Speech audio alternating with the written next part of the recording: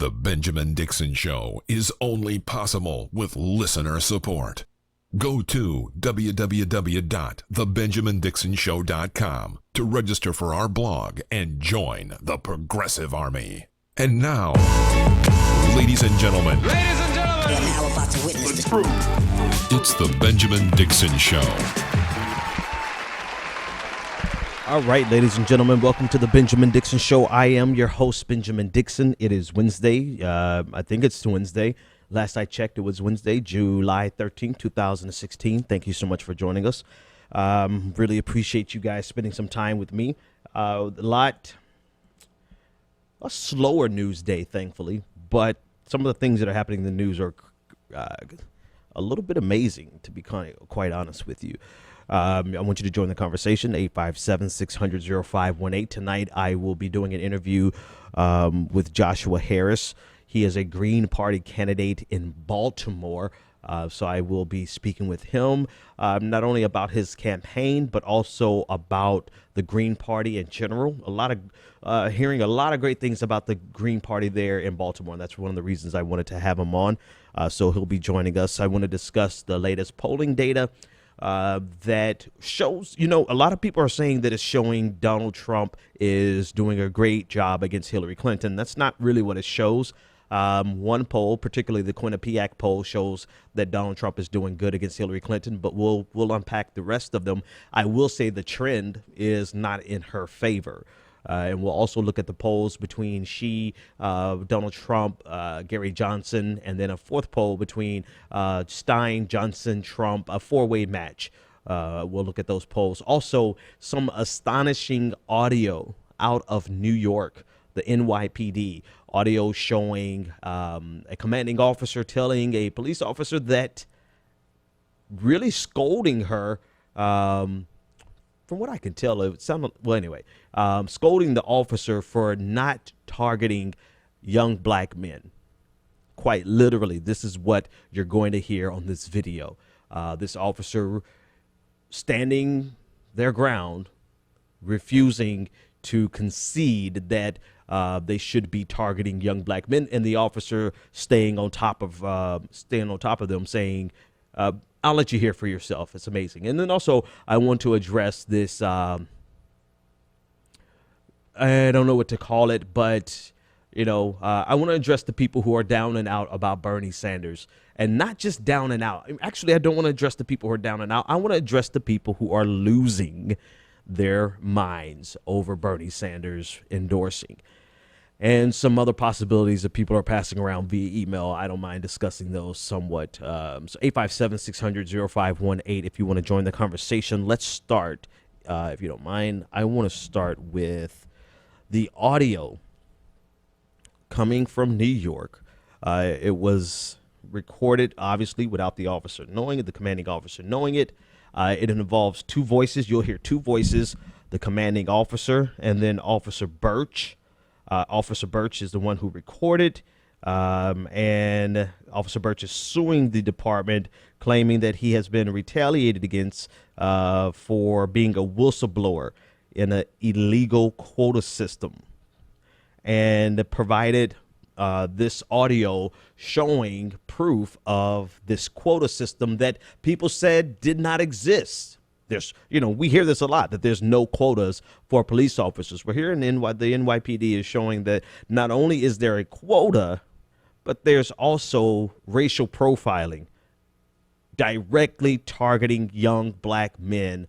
And if you happen to get some young Hispanic men, good, but young black men. All right, so I have partially transcribed or finished. I have the transcription already, but so I'm going to play the audio for you listening on the internet radio. And there's anyway, I'll play it. Let's listen into this. Who commits the crimes? Who commits the crimes? Well, it's mostly teenagers, anywhere between the ages of 15 and 19, mostly male, blacks, and Hispanics. Okay. Who are you stopping? Everybody. I stop everybody. 54 tabs up to 820. Mm-hmm. 25 of those are female. Pass. Okay. Like I said, I stop everybody. I'm not targeting anybody. First of all, You just told me who bad guys are. yeah, I know that, but there's also other people who are committing violations as well. I'm not saying that there's not violations being made. Male blacks that you commit the crime. Plenty of people that write summonses too are male blacks and male Stop two Hispanics. male blacks. Not for the whole year, and I have. You told me for the whole year, I only saw 2 male blacks for summonses. 820. No. January 1st, August 20th. 54 tags. 2 male blacks.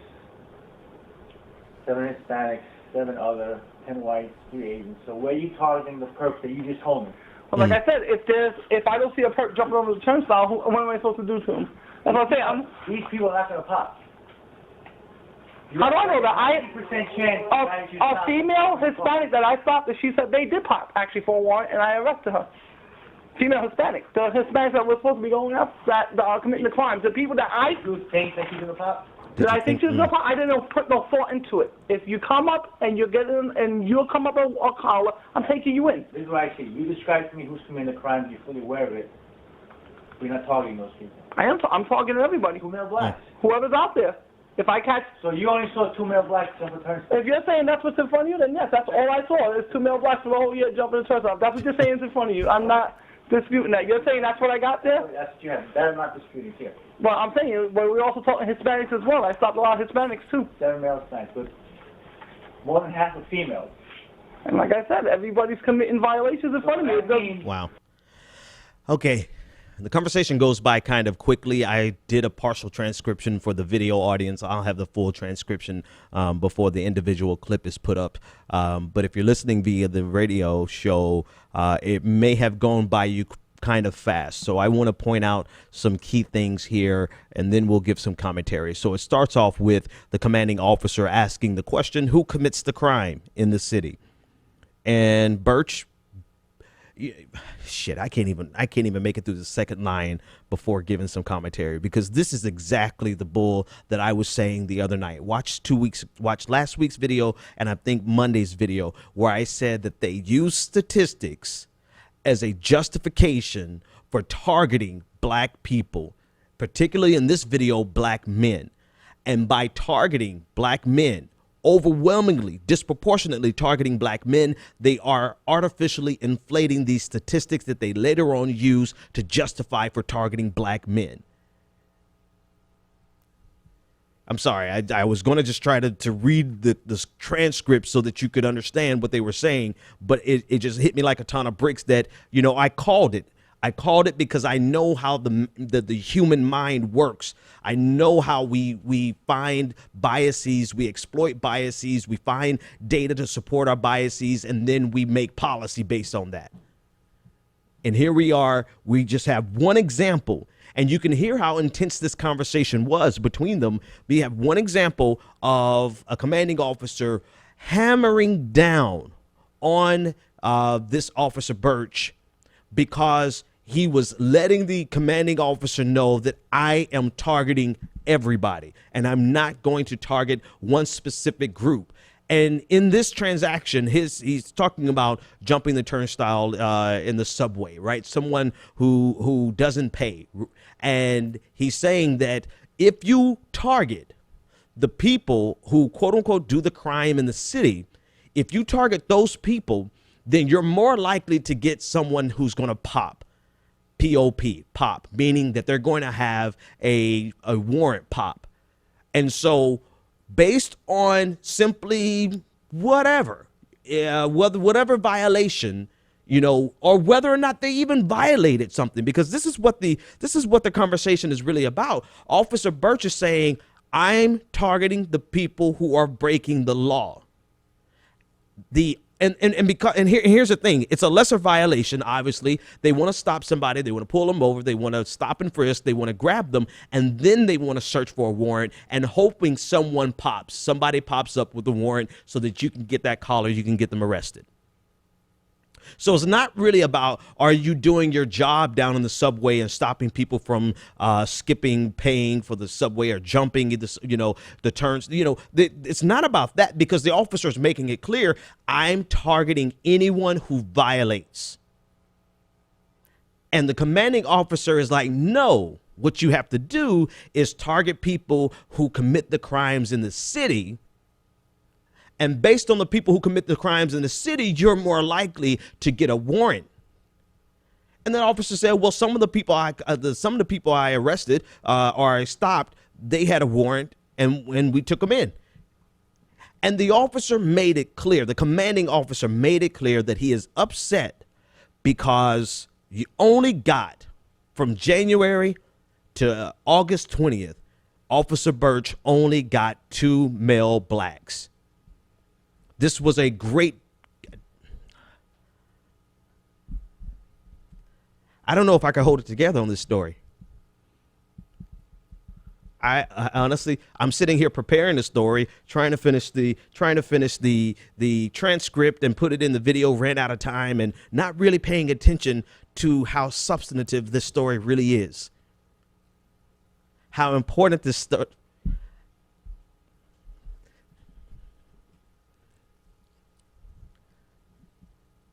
It's one thing to have a theory in your head and just be able to call it because it's common sense to you. It's another thing to actually hear audio of people confirming what you have already known for years. For years, we've been telling you that black men in particular are targeted by this system. And I've added that they target us and they feel justified in targeting us because of statistics that are artificially inflated because they target us. This thing is bothering me. Let me, it's kind of long. I don't know if I should play it again, but I want you to hear it again, you know, because it goes by quickly. And I want you to listen to some key phrases. Listen to how this officer is, this officer is letting his commanding officer know, Officer Birch is letting the commanding officer know that I'm doing my job. You want me to do my job differently and not target the people who are violating and jumping the subway and skipping the fare. You don't want me to target them. You want me to target young black men because they're more likely to have a warrant. All right, listen again. Who commits the crime in this city? Who commits the crimes? It's mostly teenagers, anywhere between the ages of 15 and 19. Mostly male, blacks, and Hispanics. Okay. Who are you stopping? Everybody. I stop everybody. 54 tags up to 820. Mm-hmm. 25 of those are female. Pat. Okay. Like I said, I stop everybody. I'm not targeting anybody. First of all, You just told me who bad guys are. yeah, I know that, but there's also other people who are committing violations as well. I'm not saying that there's not violations being made. Male blacks that you I commit the crime. plenty of people that I write summonses to are male blacks and male Stop two Hispanics. male blacks. Not for the whole year. And I have, you tell me for the whole year, I only stopped 2 male blacks for summonses. 820. No. January 1st, August 20th. 54 tags. 2 male blacks. 7 Hispanics. 7 other. 10 whites. 3 Asians. So where are you targeting the perps that you just told me? Well, like I said, if I don't see a perp jumping over the turnstile, what am I supposed to do to him? That's what I'm saying. These people are not going to pop. How do I know that? 80% chance that you A stop. female Hispanic that I stopped, she said they did pop, actually, for a warrant, and I arrested her. Female Hispanic. The Hispanics that were supposed to be going up, that are committing the crimes. The people that You think that she's going to pop? did I think she was going to pop? I didn't put no thought into it. If you come up and you're getting, and you'll come up a collar, I'm taking you in. This is what I see. You describe to me who's committing the crimes. You're fully aware of it. We're not targeting those people. I'm targeting everybody. 2 male blacks. Whoever's out there. I can't. If I catch... So you only saw 2 male blacks jump the 2 male If you're blacks. saying that's what's in front of you, then no, that's all I saw. There's 2 male blacks for the whole year jumping the turnstile. Okay. That's what you're saying is in front of you. I'm not disputing I that. You're can't. saying I that's what can't. I can't do it. I can't do it. I can't. Let the record forever and always reflect that what we have been telling you forever is so commonplace that this commanding officer doesn't have a single second damn thought about implementing and enforcing a quota as well as racial profiling. In fact, the situation is so common in this culture, so common that he feels that it's absurd for this rookie officer or this young officer not to racially profile, because it is a part of police culture. Don't you ever, damn it, tell me Blue Lives Matter as a means of silencing what we're talking about, Black Lives Matter. The proof is in the damn pudding. And because of how commonplace it is, this is not just a one-off situation. Listen to the language. Listen to how easily it goes across his lips. Listen to how the expectation is, you are rather absurd, Officer Birch, for not racially profiling. That lets you know that this is a systemic problem from top to bottom, from de Blasio down to the street cop. So I want every... Okay. I'm blowing my speaker. Every person who has ever tried to say it's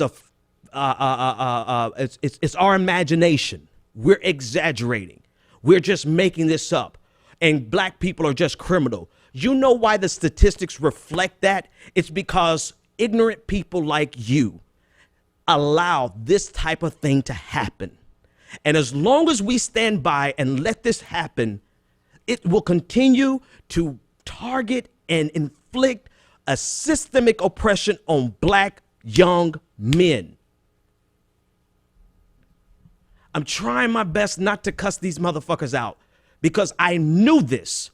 Every black man has known this, and we've seen this almost all of our lives. And it's like we have to wait to get concrete evidence for people to ever give us a look and say, maybe something you said was actually true. No shit, Sherlock. We've been telling you this our entire lives. And not just our lives, the last generation told you the same thing. So not only is it a quota system, which hurts everybody, but it's racially profiling, which is overwhelmingly hurting the black community, young black men. And that's why these statistics are artificially inflated, showing because people commit crimes at about the same, you know, if you're talking about drug crimes, right? Possession of drugs, you know, studies have shown that people, white people and black people use drugs at about the same rate, yet black people are overwhelmingly arrested more for those drugs. Why? Because new NYPD and other police departments are intentionally targeting black men. Tell me something about a goddamn Blue Lives Matter. Blue lives will start mattering. No. Let me start that whole sentence again. Blue lives matter as much as you let black lives matter.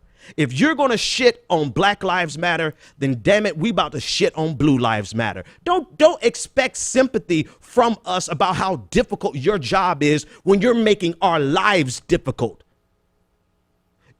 Don't look at us for sympathy about how dangerous your job is when your job is to make our lives miserable.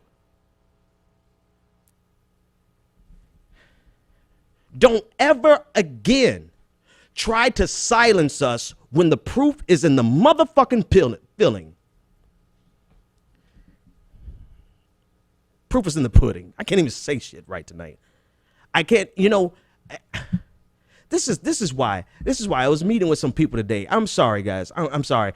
It makes you so angry because you use your life, you spend your time trying to move beyond it and trying to move past it and not to let it slow you down and not to let it make you angry. And it just day after day after day, you have to ignore it. You just kind of absorb it. You keep moving and you keep living your life, and it keeps compiling. It gets bigger and bigger and bigger. It gets deeper. The hurt gets deeper. The anger gets deeper, but you keep ignoring it and you keep working because you want to be one of the good ones.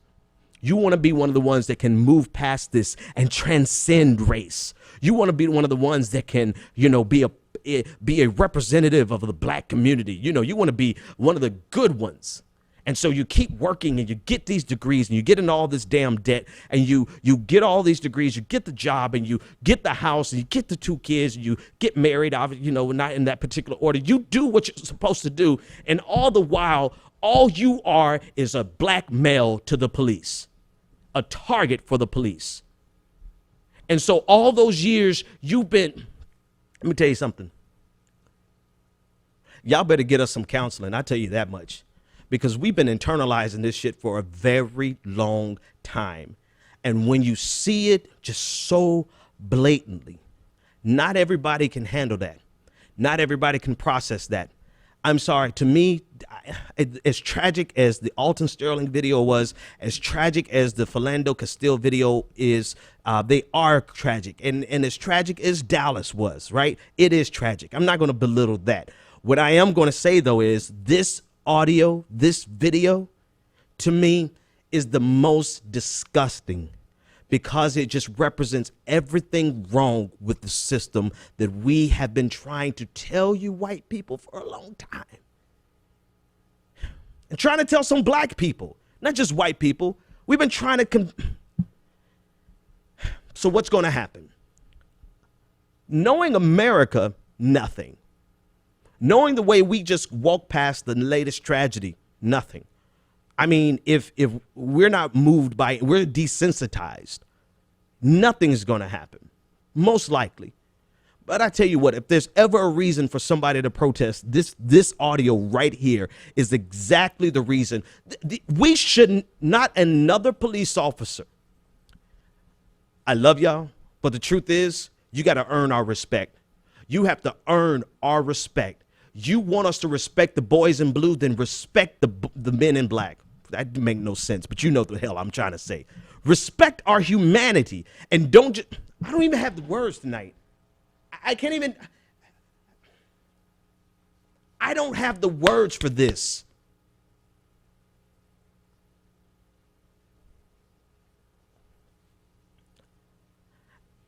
And that's a problem, because when I don't have the words for this, I feel like throwing something. And that's the frustration that black men, black women, other groups that are marginalized, hell, Hispanics are identified in this video as well. Y'all should be mad just as much as we are. But when you don't have the words for something and you can't quite put it and can't quite vocalize it, you can see I don't even have nice fancy words to discuss this. When you don't have words to let off steam, people go and let off steam. This audio right here should not go unnoticed. It cannot go under the radar. It is something that every level of this system has to address, from President Obama down to your school classrooms. It has to. Mayor de Blasio needs to speak about this, because if you want us to have a modicum of respect for the NYPD, which it was hard for us to have before this, right? Because we knew this was going on. But if you want the community to ever be able to look at a police officer and refer to them as police officer and not refer to them as a pig, you better, goddammit, address this video, this audio. And you better do it right. And the officer in charge needs to be fired. And the entire, not the officer Birch, but the commanding officer needs to be fired with no pension, with no retirement. Put his ass in a McDonald's line. Put him behind the counter.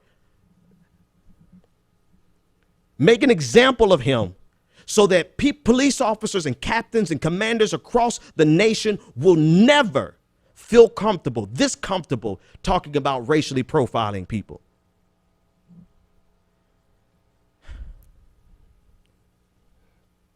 All right, damn it, I'm done. I can't, because I'm about to throw a mic, and this isn't my microphone. I just, not this mic. My mic looks different. I don't want to throw this microphone, and I want to throw the microphone at the camera, but I'm not. Somebody better call. Somebody talk me off the ledge, because this is the one. I didn't feel anything. I'm just numb. I'm numb with the Alton Sterling video. Didn't feel nothing. I'm numb with the Philando Castile video. Didn't feel nothing. I was numb when I saw the police officer get shot by Micah Johnson.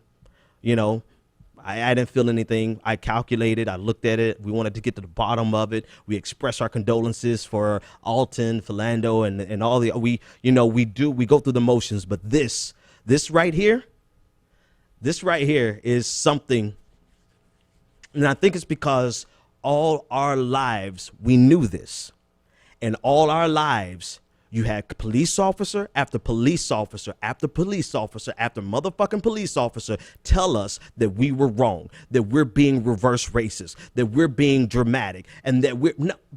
If you listen to the video, it is so commonplace that it wasn't that the commanding officer was absurd. The officer who was trying to do the right thing was the one who was considered to be absurd. That is how twisted and repugnant and disgusting this culture is from top to bottom.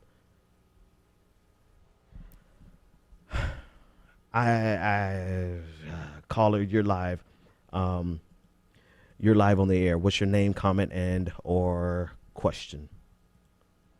Hi, it's John from Mississippi. John, what's going on, man? Hey, maybe to go to a possible more positive aspect of all that's been going on this past couple of weeks. Okay. Being here in Mississippi and kind of getting to hear, some of the true colors of the white side occasionally.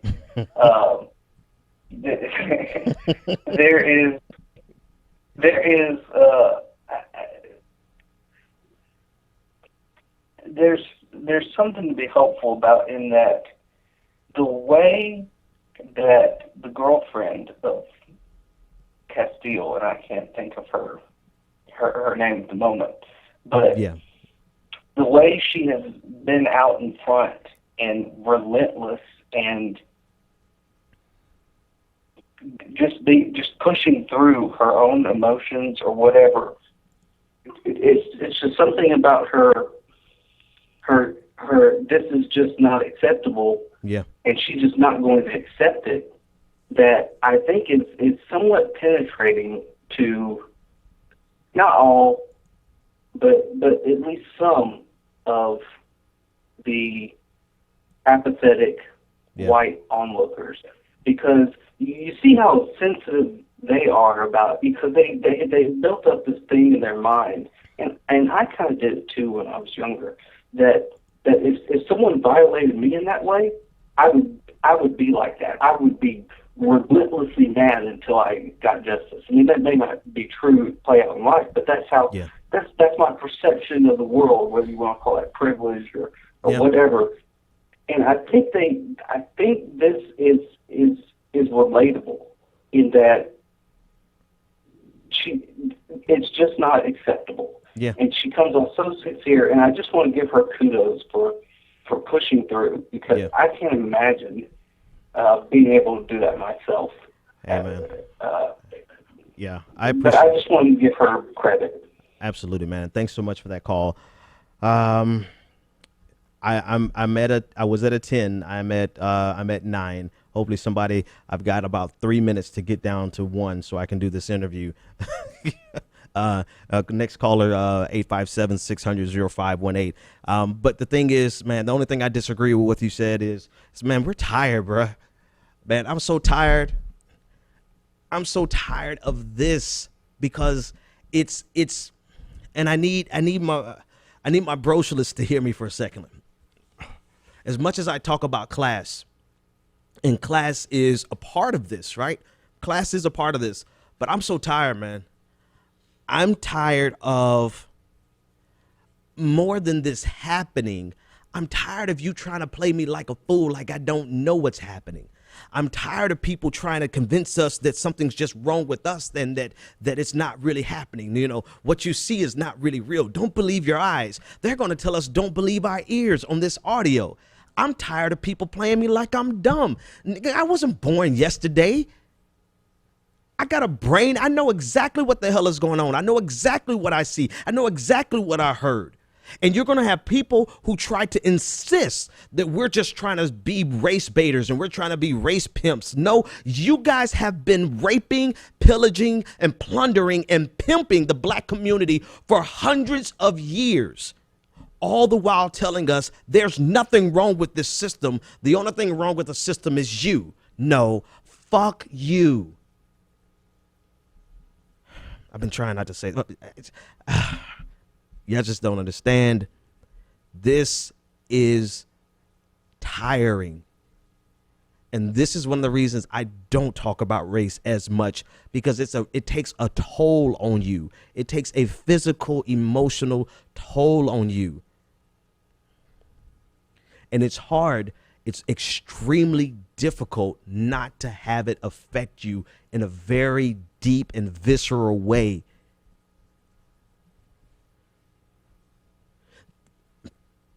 All right, let's take this caller. Caller, you're live on the air. Talk me down from the from the ledge. I can't even hit my buttons right tonight. What's your name, comment, and or question? Hello? Hello, yes, you're live on the air. What's your name, comment, and or question?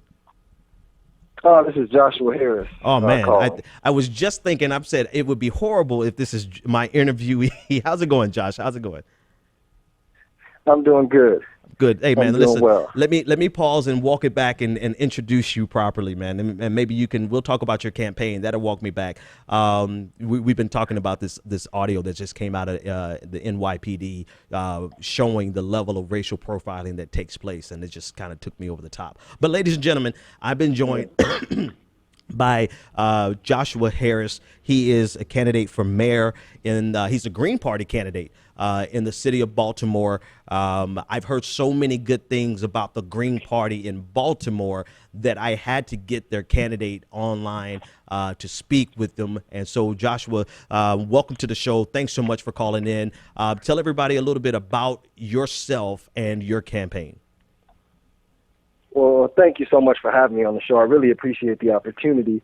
Again, yes, I'm a candidate for mayor in Baltimore City, and I think the entire world is watching Baltimore after what we saw, what happened last spring, and the uprising, and the media saying that Baltimore was burning and on fire. Every major outlet, news media, saying such. But the reality is that Baltimore was on fire a long time before last spring. We suffered from decades of failed leadership, failed administration, suffered from one of the greatest wealth disparities in the country. We also know that Baltimore City is a place where isolated poverty, segregation, and redlining was literally invented. And so understanding the systematic implications that have created the conditions that caused what we saw last spring, which, of course, is poverty, and I'm sure we'll get into talking some of that. So my campaign is really about addressing those issues and bringing solutions to address them, about building wealth in the community and shifting power and opportunity to the citizens and the neighborhoods in Baltimore City that need it most. So that's really what my campaign is about, and that's what we're looking to do. This is about creating a social and political revolution, if you will. For far too long, we've allowed the conditions to go on and allowed our leadership to just do the same old. And so with the world watching us and more people paying attention to politics than ever before right now, we have an opportunity to really create that political and social change and that revolution here in Baltimore City. So that's what we're looking to do. And I was attracted to the Green Party because in Baltimore, it's a party that's been very outspoken about racial justice, social justice overall, economic justice, and environmental justice, all three things that are near and dear to my heart, as well as grassroots democracy, and bringing people into the process and understanding how government works. So that's kind of where we're at. We're working towards the general election. And that's what we're doing. Awesome. So let's unpack a lot of what you said. You've said a lot. You hit on some things that are near and dear to my heart. The intersection between economic justice and racial justice, social justice, those three pillars. Tell me more about your approach and what distinguishes your approach as a Green Party candidate from that of, let's say, the Democratic Party candidate, because of the assumption that the Democratic Party would be the party for social and economic justice. I mean, I guess that could be the assumption, but when you really take a look at, particularly here in Baltimore, and I mean, even nationally, when you look at outside of Bernie Sanders, who's talking about true progressive policy change to really address the issues. And so There's several differences. For me, I want to point out this important factor, because all too often what you'll hear as we have these conversations right now around police reform and state-sanctioned killings of unarmed black and brown people in this country, what you often hear is about the black-on-black violence in the communities. That's the immediate rebuttal, which is one, a non sequitur argument. But then two, understanding the importance of addressing economic injustice and understanding the direct connection between a young African-American male being killed in his own neighborhood, either by the police or by his peers, and knowing that in Baltimore City, in most cases, the neighborhood that he lived in or grew up in, he attended a school that didn't have heat in the wintertime. He attended a school where he could not drink the water because it runs through lead pipes. He attended a school that did not have air conditioning in the summertime and lived in a neighborhood that was void of resources, recreation centers, and most likely had crumbling infrastructure because the established leadership, elected leadership, continuously sacrificed that community and gave money to major developers and corporations at the expense of his neighborhood.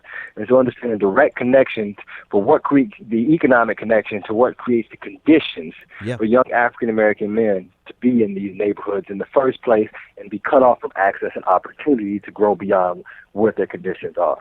It's extremely important. And so for me, it comes back to following the money trail. And my campaign just a few weeks ago released the first phase of our platform called Banking for a Baltimore Undivided. And this first part is the economic development portion. It's a 21-page comprehensive economic development plan that's built on addressing issues of social justice and creating wealth in communities that have historically been ignored or void of wealth and resources. Yeah, let's unpack that a little more, man, because you know, people dismiss that intersection between the violence. I mean, you literally just hit on something that I've been just kind of ruminating in my head for a while, that we can both address the black on black crime as well as the police violence towards black people if we address the economic aspect of it, right? Because the reason that there is so much crime is an economic phenomenon. And in high poverty neighborhoods, you are always going to see high crime rates. But this is something that is casually dismissed by people who would otherwise call us allies, people who otherwise want our vote. So I'm really curious in terms of how you would communicate this to people who have for almost a generation just dismissed the need to address the economic factors, poverty, which leads to crime, as well as using that for racial justice, because that can also address the police officers' abuse of black people. What are you saying to the constituents? How are they receiving it? And is your message resonating? Well, absolutely. It's an education component, and I think that's a really good factor of getting people to understand not only that the problem exists, but how do we address the problem. And so in my platform, and what we're doing is we're pushing progressive solutions to really address the wealth gap and the economic disparity, to not just create wealth for communities of color in Baltimore City that have historically been cut off from access, even with leadership that looks like them, knowing that there's systems that were put in place beyond that leadership. And so now looking at policy to really dismantle and break down those systems to create an equal playing field. And so the title of my platform is Banking for Baltimore Undivided, and the staple of it is what we call public banking. Yep. So knowing that the direct connection to Wall Street's grip on us, what we hear talked about on a national level, also has implications locally. Knowing that in Baltimore we have municipal bonds that we've taken out that we're paying upwards of 15, 17, and 19% interest on, and who reaps the burden for that in high property taxes and being nickel and dime through fees and all sorts of other fines is the citizens. And so if we take our money, which is now $3 billion operating budget, sitting in the bank, and that bank is using it to create wealth for its investors and for its executives, while the city sees little to no return on investment, on those investments, right? So if we take our $3 billion operating budget, or just starting with our $90 million rainy day fund, and we put it in an account and opened up our own Baltimore City public bank, how we could leverage that to make investments and create wealth for the city, where we could in turn do things with the interest that we would gain, because we're not dealing with Wall Street anymore. We're controlling our own economic destiny. We can take the interest that we accrue, and we know that Baltimore City is a city that has 40,000 city-owned vacants. 40,000 city-owned vacants, and you can purchase one for between $2,000 and $5,000, and you can rehab it for between $50,000 and $80,000 and have a brand new home. But a traditional bank won't give you. I got to come to Baltimore. I'm sorry. I can pick up a vacancy for how much? You can pick up a vacant. I mean, it's going to be a shell, and you're going to have to rehabilitate. But you can pick up a shell pretty well between $2,000 and $5,000 in the city. You can buy an entire block for $100,000 right now in Baltimore City. That's just unfortunate that the conditions have gotten to this point because it's been neglected this long. But that's just the reality.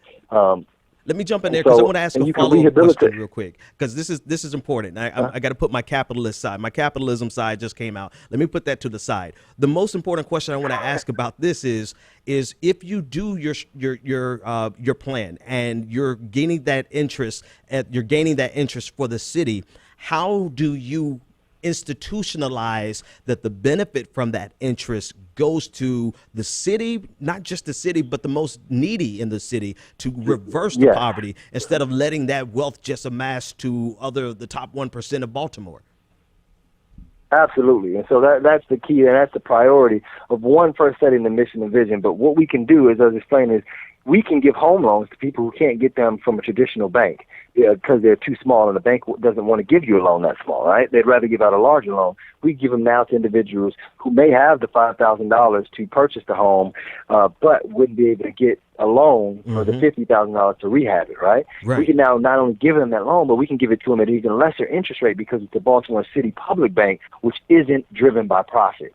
So any interest that we make is a benefit for the city as a whole, right? So we could do things like give out small business loans to entrepreneurs who are interested in starting up but don't need more than $5,000 to $10,000 to get their business off the ground. And again, a traditional bank won't give them loans that small. And so also, before we do that, though, we would have the citizens who would come together and set the mission and vision of the bank.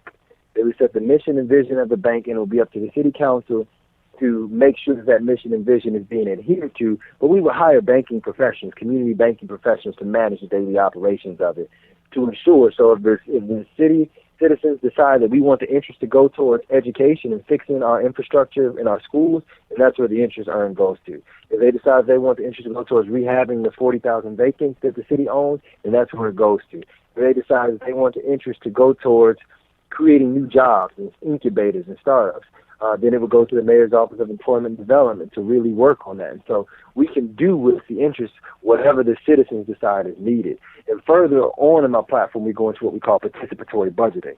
So allowing each city council district to really be allotted their own budget to do the developments that the citizens in that district see necessary. Not let the mayor or some outside developer come in and say, I want to do this here because it's strictly driven by profit, but based on what that community really needs at the time. So it's really, again, about shifting the power and decision-making process away from the bureaucracy of City Hall and corporate entities and into the power and into the hands of the people and neighborhoods that need it most again.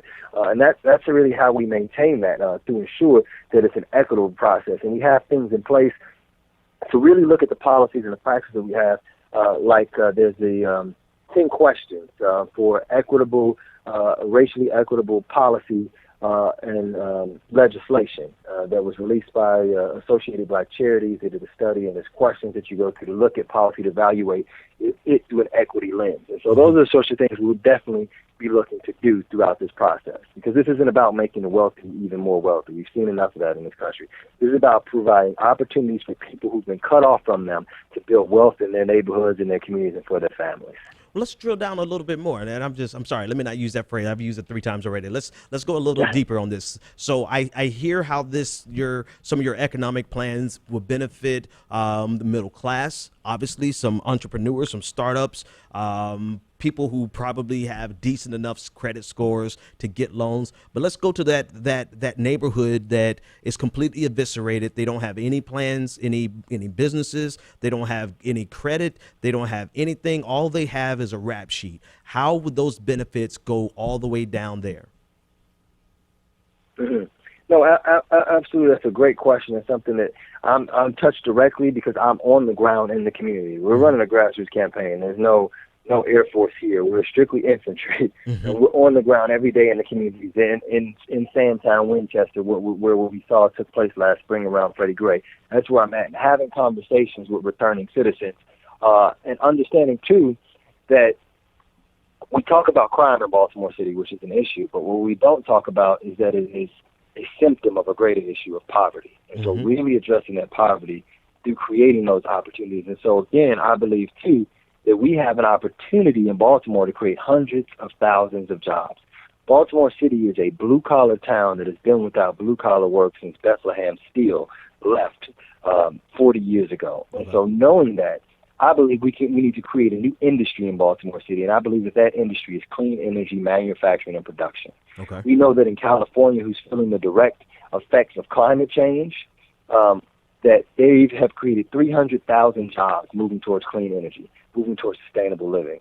We can do the exact same thing and have the space, the warehouses for production and light manufacturing, and we have the bodies to put to work, the labor force, to do the work if we're proactive and take the steps. We also know that the federal government is about to spend more on clean energy in the next 4 years than they spent in the last 40. And so knowing that if we're proactive and we take those steps, we can begin to train and prepare a workforce for that work and for those opportunities. Work that you don't need a college degree for, work that you go through trades or career and technical education, as you say, now, CTE training. And so those are the things that I'm advocating for.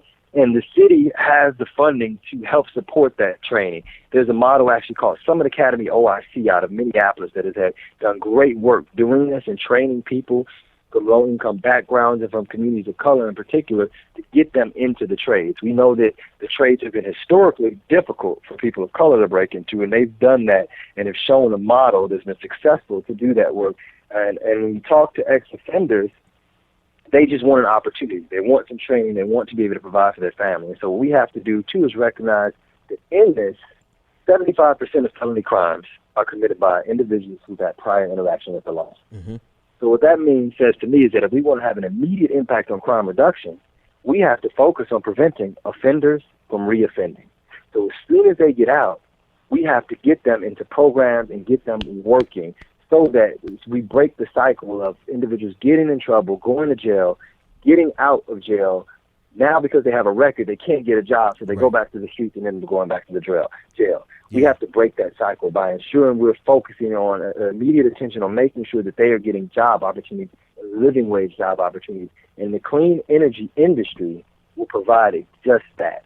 And so that's really what I'm looking to do. I flew halfway across the world to Masdar in United Arab Emirates, which is the world's first sustainably green city built from the ground up. It's an entire city that's powered by solar and wind energy and heated and cooled by geothermal technology. So while advancing technology, also reducing carbon footprint is key, and it's something that we hear talk about and that we know is necessary. And so when we look at what we've seen in the past of creating new economies, what we've done once before by creating the interstate highways, we can do the exact same thing with clean energy and put hundreds of thousands of people to work. I love what you said, man. To really use use people who are first-time offenders or just having an encounter with the police, using the system, identify those people, have some type of rehabilitation so that you can reduce recidivism. I think that's something that we have just completely thrown away in America. It's just everywhere in America. We are no longer focusing on how we can get those people who have encountered the law and keep them from ever getting back into it. Joshua, you've said a whole lot, some things that I'm going to follow up with you on offline. I can't imagine just listening to you talk. I really don't imagine that they want to see you on a debate stage. I don't think they really want to debate you. But when are you guys going to have a debate, and if so, when? So right now, I did receive a letter with having a debate, and in order to be able to participate in a debate, I have to be polling at 15%. So that's where viewers and listeners come in. If they'd like to see me be able to participate in this debate, I have to reach voters, and that means that I have to raise money to be able to do that, to touch voters directly. And so that's what we're doing right now. We're trying to raise money. We're out knocking doors and doing what we can. This is a real grassroots movement. So even if someone can only contribute $2, it counts and it goes a long way. And so my website is harrisforbaltimore.com. And I'm out working. My social media is Harris for Baltimore on Facebook, Harris for Be More on Twitter, Harris for Be More on Instagram. And so I'm not difficult to reach at all. So anyone who's really interested in seeing Baltimore move forward, or is interested in seeing other predominantly African American cities that are in similar situations around the country move forward and progress, Baltimore is a representation of that. Well, the agenda that I'm putting forward is not just an agenda for Baltimore, but it's a 21st century urban agenda for communities of color to really build wealth and power. Yeah. Look, man, I'm going to try to suppress my capitalistic side because it's there. But I mean, I might come to Baltimore, buy up a block, rehabilitate that thing, and make it something nice for my people, man. So I love that you are focusing on economic change, right, and economic revolution, and you're actually you have some concrete plans, right? I could have kept going and seeing how far your plans go, but I think my audience has heard enough. I know I've heard enough to know that you have some concrete plans and you have some really meaningful ways of implementing them, not just for the middle class and the wealthy, but even for those who have been marginalized their entire lives. So Joshua, thank you so much. I think everyone heard how they can get up with you. And so I want to bring you back. Let us know what we can do. Hit us up on Twitter. Anything we can do to support your campaign, we will do that. Well, thank you so much for the opportunity. Again, I really appreciate it. I look forward to talking again. My pleasure. All right, folks, that was Joshua Harris, candidate for mayor. Dynamic young man. I want to see this brother debate. If nothing else, I think we should be able to push somebody, let's spread the word, help him get to the debate, because I really like what he had to say. Whew. All right. 857-600-0518. There's a lot of other things on the agenda tonight, and I never get to them. So let me just do a quick hit on a couple of things. One, I want to thank my patrons. Thank you for all of your support. I can't do it without you. It's impossible. There is no Benjamin Dixon Show without our patrons. And so if you like what we do, go to www.patreon.com/the BPD show and commit to $1 a month, commit to $5 a month, commit to $500 a month. Do your part in helping push this show and this program as far as we possibly can go. And I want to just take a moment here and thank those who are already patrons. I believe we're up to 106 patrons who support the show on a regular basis. And that includes, hang on a second, let me do this here. That includes people who, people who donate $1 all the way up to people who donate a couple of $100 a month. But I want to thank Stephanie, who pledged today. She pledged this afternoon. I want to thank Caitlin. She pledged this afternoon. I want to thank Michelle. Thank you so much for your pledge. You pledged this afternoon, and I believe I already mentioned Marcus, but if I hadn't, I want to make sure I mention you. Thank you so much for all of your pledges. We can't do it without you. Now, with that being said, let me hit a couple of other things in the news. I'm going to take this caller first. I keep lying to y'all. Let me take this caller. Caller, you're live on the air. What's your name, comment, and or question? Hey, Ben, what's going on? Hey, what's going on, Bryce? What's on your mind, man? Well, I thought your passion earlier because I've been profiled a couple times here in Philadelphia. So that does get to me. But what really pisses me off even more is that black people that deny it. Mm-hmm. Either you could say the coons or people that just act like, we know the people. There's a list, and that really pisses me off. They won't you know, because they was talking about it on a couple progressive channels. They were just talking about a couple guys that was on there just acting like, oh, so well, you know, racism, it doesn't exist, and black people, you should be happy, and it just, that really pisses me off. And then what throws, then what adds to it, this doesn't make me mad, but when you got Tim Wise, you got Tom Hartman, you got of course Young Turks, you got Jane Elliott, you got Reverend Jim Wells, you got you know, a lot of white people that see it and they put it on blast and they expose it, and then, you know, they come, you know, against all the racism and everything, and they, you know, what fuss you could say, and basically coming out like, you know, oh, what are y'all talking about? Right. And it's like, if they can see it, but then y'all act like y'all can't see it. Yep. You know, y'all can't see it, and they not black, they white, and they see it, and they expose it.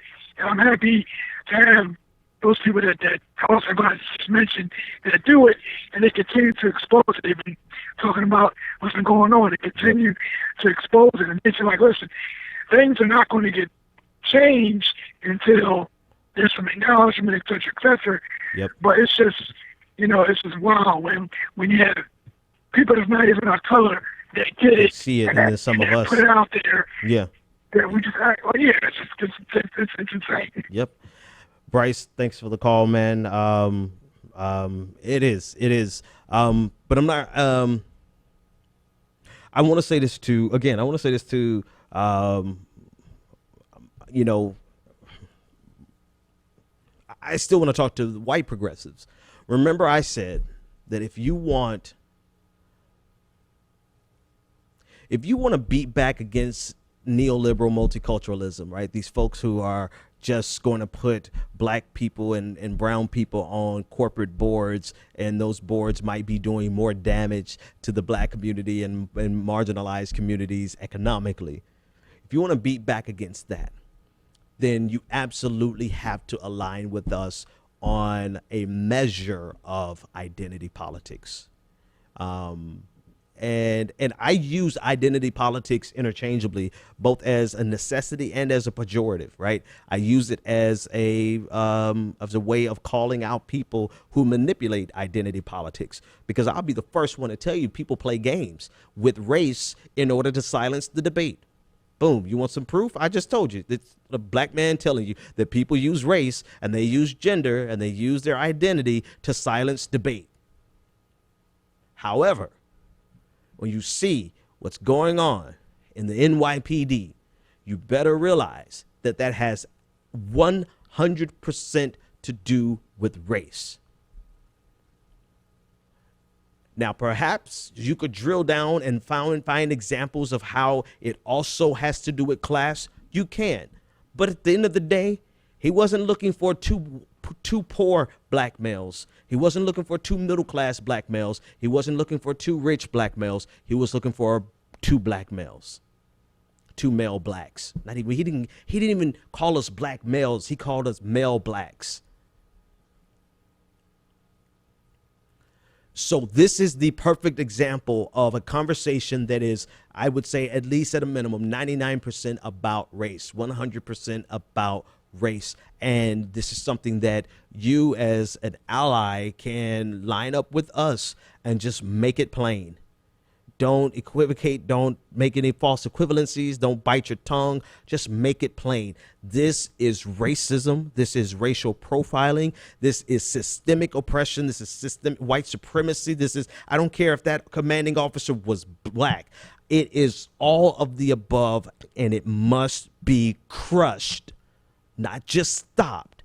It must be utterly crushed and destroyed and erased from America. And we're almost at the point where we're not asking politely. I hear you guys. You're not asking polite. I'm saying we're almost at the point where asking is no longer an option.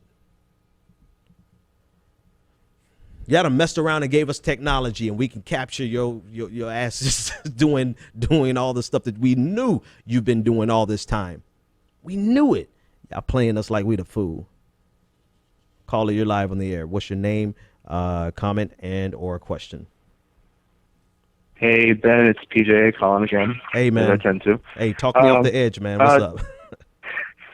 Well, actually, will you be mad if it's about the same subject? No, go ahead. Okay, actually, being a Hispanic from New York City, one, I'm glad I got the fuck out of that city. Even though I'm a pale-skinned Hispanic dude, I don't trust them anymore just because I don't look immediately Mexican or Dominican or what have you.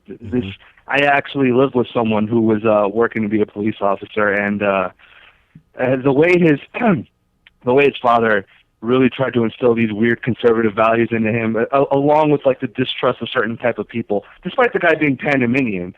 So they were both pretty dark skinned, but they were like established. So they were very much propagating this whole, target the lesser, target the people that you have negative stereotypes on, and it's pretty freaking disgusting. But the reason I call this in particular is I want to point out something. A lot of people, especially when they do like false dichotomies and false equivalencies, they'll think when people like Black Lives Matter or people who are protesting the police, whenever they protest the police, they think they think that the grievance is against white policemen.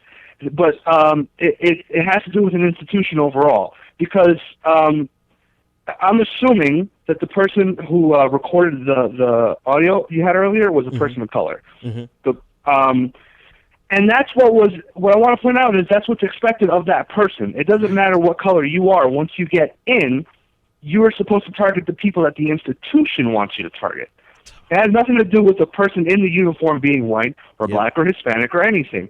You have a job. That is your job. And that doesn't justify anything, but the point is that that is what it is expected of you. Now, put that alongside all of the stereotypes, or rather the expectation, the inflated expectation that people of color should be have to behave more in order to offset all the criminal elements of minorities. You know, like how you were saying earlier, how even if you had like a college education and a good paying job in America, you're still a male black to people like these police officers. Yeah. Well, if you are someone who gets that far, but you end up being a police officer, then you have to pretty much conform to their expectations. You have to forward this damaged toxic mechanic, this damaged what's that word? Paradigm. In order to get yourself ahead, or if not, then you're just some lazy person who refuses to do their job. Yeah, it's no win, and that's what people. I hate that people simplify this argument that it's only that people who are protesting the police are only protesting white police officers. So like whenever there's a brutality case coming out, I was like, oh, it wasn't a white officer, so what's the point? Like, why are you making this about race? It's not about the people who are doing it. It's about that it's always targeting people of color, or mostly targeting people of color, I should say. Yeah. So I just wanted to point that out. No, that's a great angle on that, PJ. Thanks for the call, man. That's definitely. This is how you get the Sheriff Clarks of the world, right? I think it's David Clark, whatever his first name is. You get a black man who is as much a problem to black men as any white man would ever be.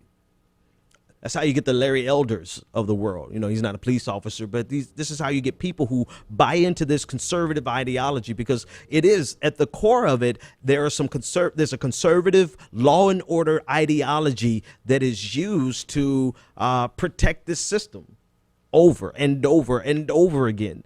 Right. So it is. And I think what pisses me off so much about neoliberals is that they play around, like they want the capitalistic exploitation nature of American conservative values, and they are not willing to see how that portion of the system is just as complicit with the problems of race.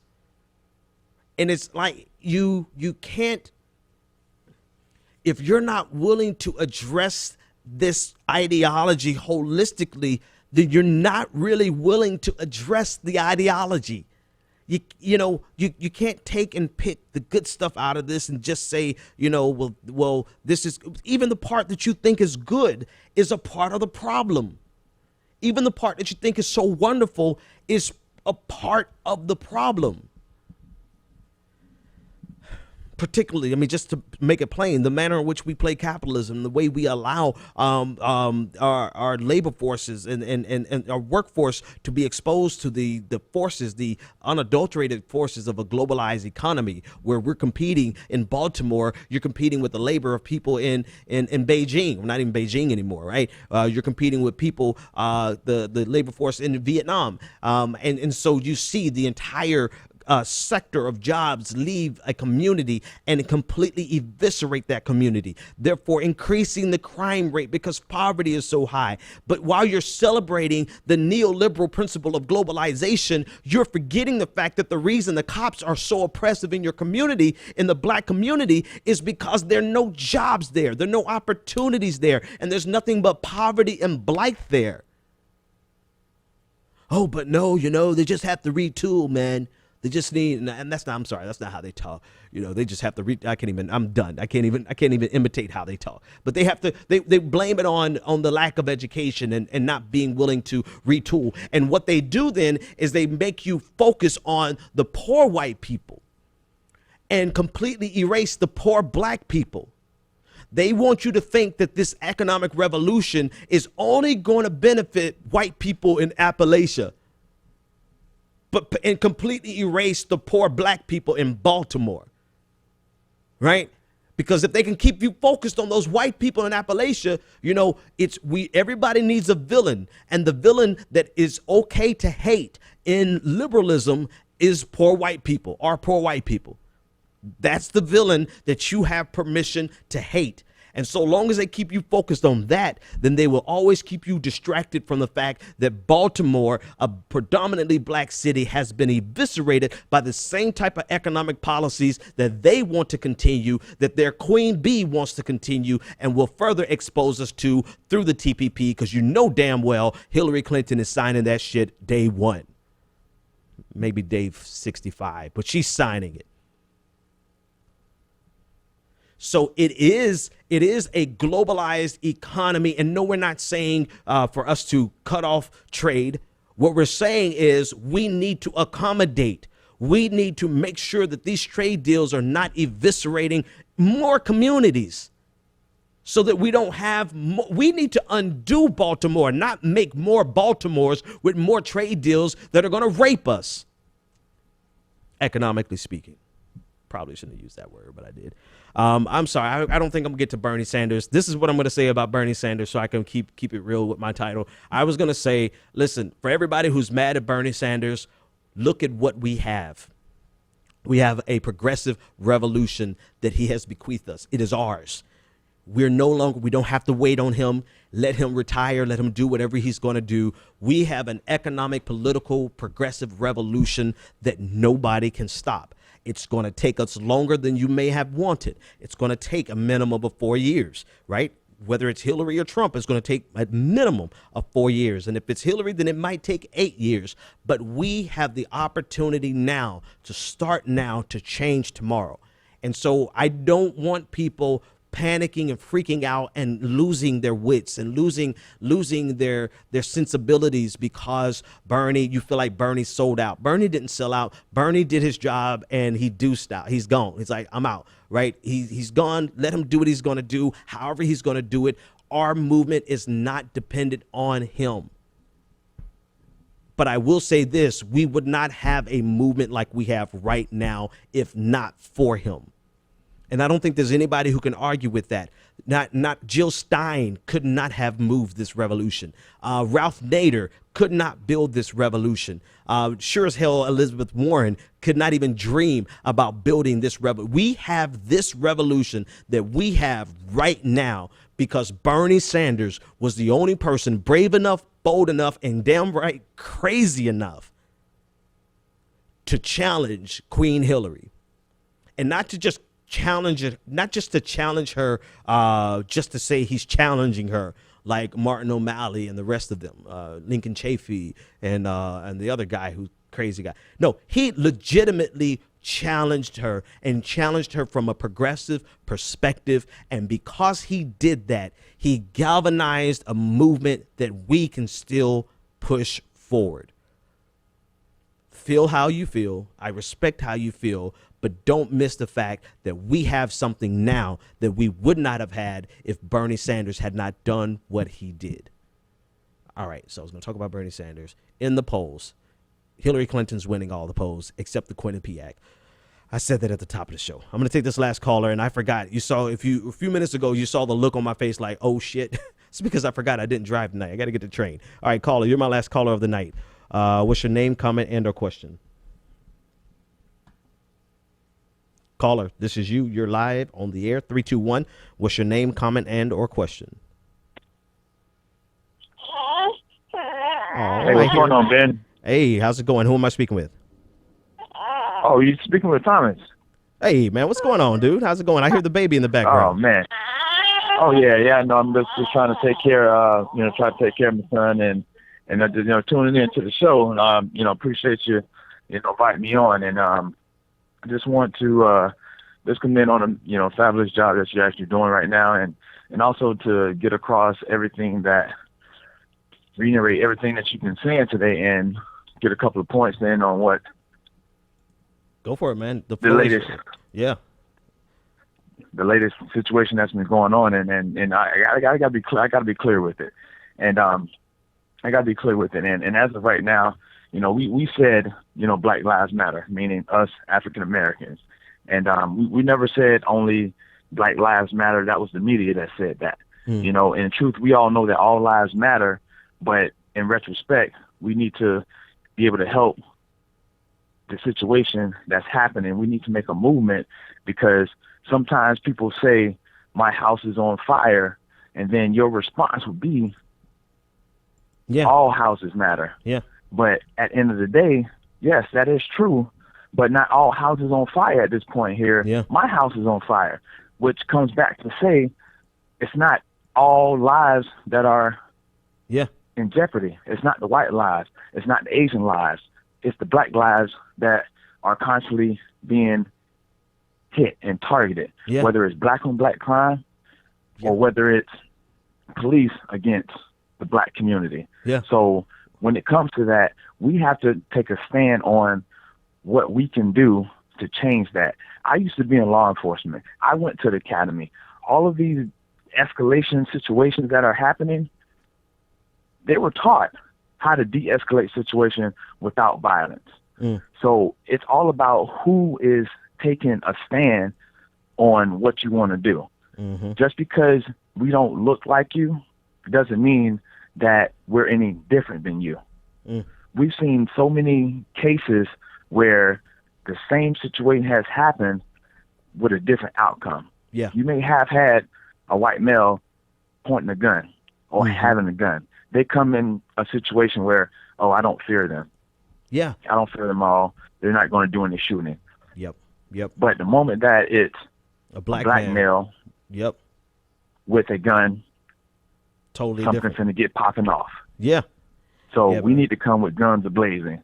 So we need to change the mentality of that. Yeah. How that can be done, I don't know. But all I know is that in the hip-hop world, R&B world, we've had our anthems of We Are the World. We've had our anthems of You Will Know with Brian McKnight. I think we should come, and I'm working on it right now, to come with a Black Lives Matter anthem, because we need to get the message out there to let everyone know we need to change. Yep. And if we sit up here and realize and try to hide behind and be ignorant that racism isn't still alive, then we're fooling ourselves. Amen. Thomas, thanks so much for that call. I've got to cut it there. I agree with you.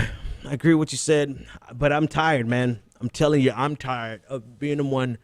I want to talk about international relations. I want to talk about the South China Sea. I want to talk about economics, globalism. I'm tired of having to be the one to educate people on race. And so if you really want to help us and you really want to be an ally, then, learn, identify, empathize with us, and you guys take up the charge.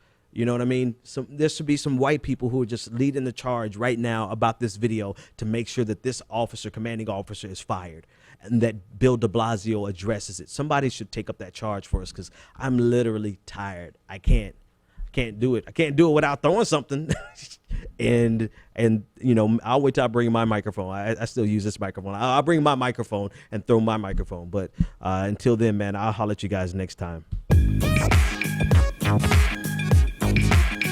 The Benjamin Dixon Show is only possible with listener support.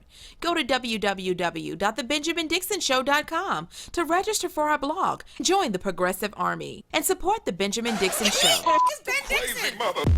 If you like this episode, be sure to share, like, and subscribe.